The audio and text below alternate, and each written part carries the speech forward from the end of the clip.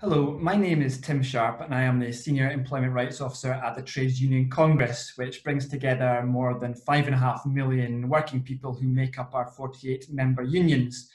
This is the first in a series of interviews on employment rights after coronavirus, in which we will explore the longer term implications of COVID-19, the associated shutdown and employer and government responses to it. We have the ideal interviewee to kick this off with a look at the labour law aspects of the pandemic and its aftermath. Michael Ford wears multiple hats as a law school professor at Bristol University, a QC with Old Square Chambers, and a Deputy High Court judge. His successful cases include a recent appearance in the Court of Appeal acting for Pilots Union Bulpa in a strike balloting case, and he also acted for the Equality and Human Rights Commission in the Unison case, where the Supreme Court held that employment tribunal fees were unlawful. In recent weeks, as the coronavirus crisis has unfolded, his sharply written analysis and occasional Twitter interventions have been essential reading for anyone interested in the labour law implications of the pandemic and government efforts to support the incomes of those affected. Michael, thank you for joining us for this video. Now, the first thing I'd like to look at is the position of precarious workers. I mean, one of the features of the coronavirus shutdown is it seems that there were many of those sectors that relied on insecure workers, I'm thinking particularly of things like hospitality, have completely closed down. Yet the government has had a struggle to bring sort of non-traditional workers such as agency workers and those on fixed-term contracts into the scope of its job guarantee scheme. For instance, it's never really worked out how to incentivize employers to furlough workers, such as agency workers and those on 0 hours contracts when they could simply offer them no hours. Do you think this has illustrated long-standing problems with employment law as it concerns many precarious workers? Yeah, well, first of all, Tim, thanks ever so much for inviting me to talk on this thing. It's a real pleasure, even though we're doing it in difficult times. Yeah, you raise a very pertinent point. I mean, in a sense, the precarious and vulnerable workers are threatened in two ways because of the pandemic. First of all, they suffer the economic impact because, as you've explained, the shutdown sectors you tend to find concentrated in areas such as hotels, retail, restaurants, which are dominated by the low-paid, often disproportionately young, disproportionately female workers, but in addition, those on 0 hour contracts. So if you look at the latest thing from the Resolution Foundation, which has done some excellent work in this area called Risky Business, they pointed out that 45% of those working on 0 hour contracts are in the shutdown sectors. And there's similar work done by Abby Adams-Prassel and others at Oxford and other places, who found that effectively 15% of those on 0 hour contracts in the UK are now unemployed. So that's the first impact they suffer. But don't forget, they're also suffering a second impact because they tend to be found as well in they're the key workers. Yeah. You see a similar pattern among the key workers. Those are the ones who can't work from home, but who in the course of their employment are exposed to the risk of infection because they're in personal contact with clients or customers. For example, again, those in retail, the shops that are open, those in the care sector, those in the health sector. And once again, you find those dominated by the same groups who disproportionately are impacted by the economic impacts. And so the Resolution Foundation found that 2/5 of those key workers are on temporary or part-time contracts. Now, these, of course, I'll try to make this too long, but these echo familiar problems we know with those of agency workers and 0 hour contract workers. Because agency workers, in a sense, are a subspecies of 0 hour contract workers. Because, as you've explained, the employer can rid itself of the obligation to pay them by saying there's no work for you to do. They're often not classified as employees, so they often don't have continuity, so they won't have unfair dismissal protection. And so you get what Mark Friedland memorably described as the paradox of precarity. That is, the more precarious your employment, the fewer legal rights you get. Now, the scheme is replicating some of those problems. It's meant to apply to that all those paid on PAYE via PAYE, pay as you earn. And that can include agency workers who, because of special rules, are paid under that. That can include those on 0-hour contracts if the employer chooses to pay them that way. But the big problem, of course, is that why should the employer bother furloughing them? Because as you've explained, what the employer can say is, well, there's no work for you to do. We don't owe an obligation to pay you. So goodbye. And while the scheme is maybe intended to apply to them if the employer is generous, it may be that the employer simply thinks, why cause myself the administrative bother? Why not simply leave them with no work to do, no obligation to pay them, just as it would be if they weren't furloughed? And I think that may mean that these workers end up being the first who are shed in the crisis, that the scheme theoretically gives them protection, but in practice, they're the ones who go first, because no duty to provide them work, no duty to pay them. And that very much echoes the findings of Adams Prassel that I mentioned at the start, saying that a lot are effectively unemployed. Now, I haven't seen actual data on how many have been furloughed, but I suspect this is going to operate as a big problem, that theoretical coverage isn't going to operate as factual coverage for them. Yeah. One of the things that's been interesting with the job retention scheme is, I think it's perplexed some employment lawyers in particular, is that it hasn't been an exercise in reforming labour law. Rather, it's very much an attempt to funnel money from government to workers via their employers. But the government has made some decisions that you might see as sort of read across to the law. So you touched on this. There was they included workers who haven't actually got employee status within its definition of employees for the purpose of the scheme. It's also sort of, in its guidance, has said that furloughed union reps can continue with union duties, which again has been an issue of debate. Do you think these sorts of decisions could have lasting implication, for instance, by prompting challenges to existing law, established law about employee-worker divide, for example? Well, you rightly point out the scheme is a bit odd. It doesn't really affect legal rights. It gives the employer a right to reimbursement, but it doesn't affect any of the underlying legal rights. I suppose what you can say about it is it's going to highlights yet again this long-standing issue in labour law about who's protected and who isn't. I mean, at the moment, we've got employees who benefit from most work rights. We've then got workers. We've then got the group protected under the Equality Act, who are distinct from those two. We've got some add-ons for agency workers under some regulations, and legislation specifically extends to them, like working time regulations, the national minimum wage. So on top of that, you've got the tax system. And the tax system has its own concepts. It has employee and self-employed, but on top of that, it's got its own model for some people who are deemed to be employees, such as agency workers, who are deemed to, well, who are taxed as if they were employees, even though they're not employees as a matter of employment rights legislation. And then you've got those who are covered by the labyrinthine IR35 legislation, which is that those working through intermediaries are sometimes deemed employees. So we've got a great mess here. Now, as you and your union members will be, well, your member organisations and its members will be very familiar, the Taylor Review has recommended trying to clarify this, giving more emphasis to control, less emphasis to personal service. And the government said it's going to do something about clarifying it, but at the moment it's stalled. That's the background. Now the scheme itself is premised on the PAYE system.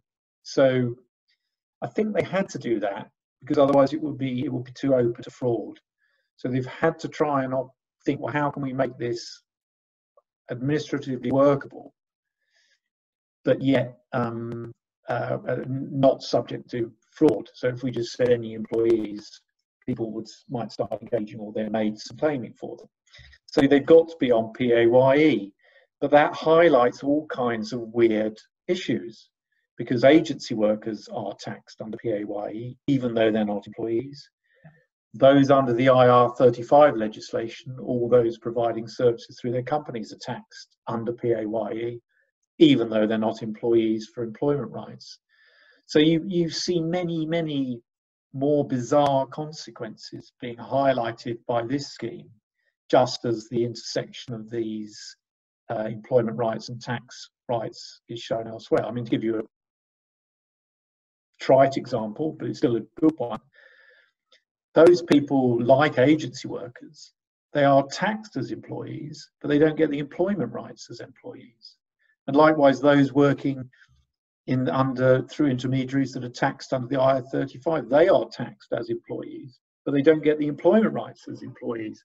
So any argument that somehow you trade off your employment rights for tax benefits is a nonsense in relation to these categories.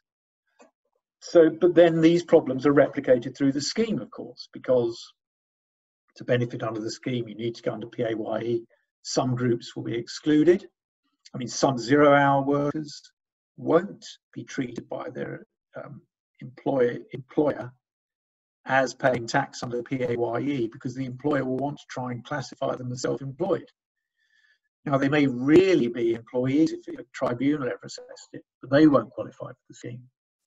And equally, those taxed under this IR35 stuff, which frankly you need a wet towel, a double espresso and a quiet room if you're ever going to read it, they will end up being worse off than if they were employed by the organisation, because they will only get benefits based on the salary they pay themselves via their company. They won't get all the other money that comes to them from the organisation that uses their labour. So, I mean, that's a complicated legal picture, but the end result is the scheme highlights once again how odd it is that some categories are taxed for one purpose but don't get employment rights for another purpose. Some groups are in for one thing and out for others. It still looks a mess. Yeah. I mean, do you think that we'll see this playing out in tribunal cases? For instance, maybe the job retention scheme arguably shows the benefit of having worker status. Do you think this is going to prompt some more cases testing those sorts of issues? I'm not sure the scheme itself will, but I'm sure that the issue is going to carry being litigated. One thinks, when's this ever going to end? I mean, we just had Pimlico in the Supreme Court. We've got Uber going to the Supreme Court. We've got Deliveroo cyclists going up from the CAC and now going to the Supreme Court. We've just had the decision of the Court of Justice giving a strong indication that Yodel drivers aren't workers. So, the scheme is going to highlight another issue, because all this other litigation has been prompted by whether people get the rights or not: working time, national minimum wage, unfair dismissal, and so on and so forth. This is going to highlight again the importance of being an insider rather than an outsider. So yeah, the litigation is going to go on. I mean, I think that the big issue that is highlighted for me recently has been the growing use of substitution clauses, because substitution clauses, not only, if they're effective and wide enough, not only stop someone being an employee, they also stop them being a worker, and they stop them being protected under the Equality Act. So they work a huge amount of magic. And I think if there's one area that we're going to see litigated more and more in the future, it's going to be substitution clauses, because the canny employers have seen Deliveroo, have seen Yodel, and see, well, it's hard to get out of some of these rights, let's use substitution clauses. And it's no accident that we've had some cases going to the EAT, repeated ones drawing very fine distinctions on substitution clauses. So I'm not sure more the scheme is going to give more impetus to this whole issue. I think there's enough impetus already, but the big push I think that will come from the employer's side will be substitution clauses as a way around the whole legal edifice, if you like. Yeah, yeah.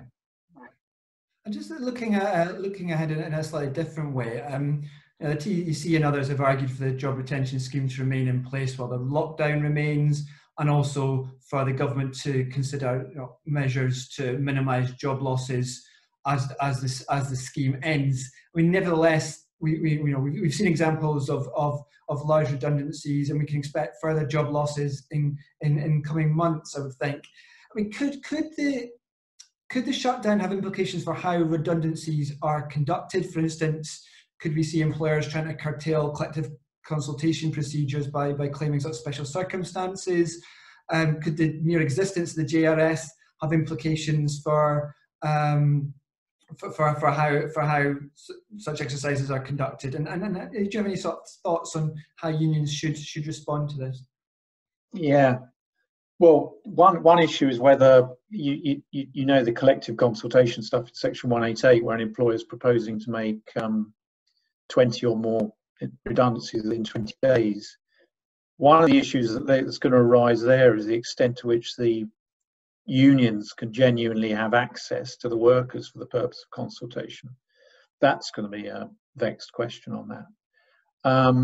I suspect that the existence of, so that's a discrete issue. I suspect the existence of the job retention scheme ought to make it harder for employers now to be able to justify redundancies where the collective provisions bite, because the consultation is supposed to be with a view to reaching agreement about at least two matters, and one of those is avoiding dismissals and the other is mitigating their consequences.